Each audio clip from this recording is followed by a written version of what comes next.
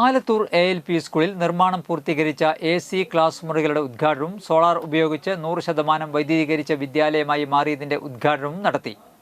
തൃശൂർ ജില്ലാ panchayat vice president Latha Chandran ഉദ്ഘാടനം നിർവഹിച്ചു. പറപ്പൂക്കര ഗ്രാമപഞ്ചായത്ത് പ്രസിഡന്റ് EK അനൂപ് അധ്യക്ഷത വഹിച്ചു. സ്റ്റാഫ് പ്രതിനിധി CG അനൂപ് റിപ്പോർട്ട് അവതരിപ്പിച്ചു. Head mistress PM Jinsa, staff പ്രതിനിധി TR കൃഷ്ണപ്രിയ, പറപ്പൂക്കര ഗ്രാമപഞ്ചായത്ത് അംഗം TK സതീശൻ, ഉപജില്ലാ വിദ്യാഭ്യാസ officer MS Rajeev, Kodakara police CRO Saju Paulose, junior health inspector TK Saleesh, school manager T Ramesh Kumar എന്നിവർ സംസാരിച്ചു.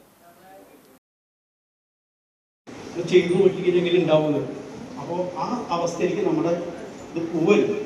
അപ്പോൾ അത് ശ്രദ്ധിക്കണം. അത് കുട്ടികളിൽ നമ്മൾ മാറ്റങ്ങൾ ശ്രദ്ധിക്കണം. വളരെ അതായത് നമ്മുടെ നേരത്തെ മാഷ് പറഞ്ഞ പോലെ നേരത്തെ AEO പറഞ്ഞില്ലേ, AEO പറഞ്ഞവർക്ക് 2-3 കാര്യങ്ങളുണ്ട്.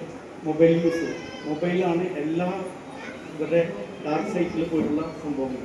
അതിലൊരു ഉദാഹരണം പറഞ്ഞാൽ ഇതൊക്കെ മൊബൈൽ നമ്മൾ ചെറുപ്പത്തിലെ ഉണ്ടായത് പോലെയല്ല.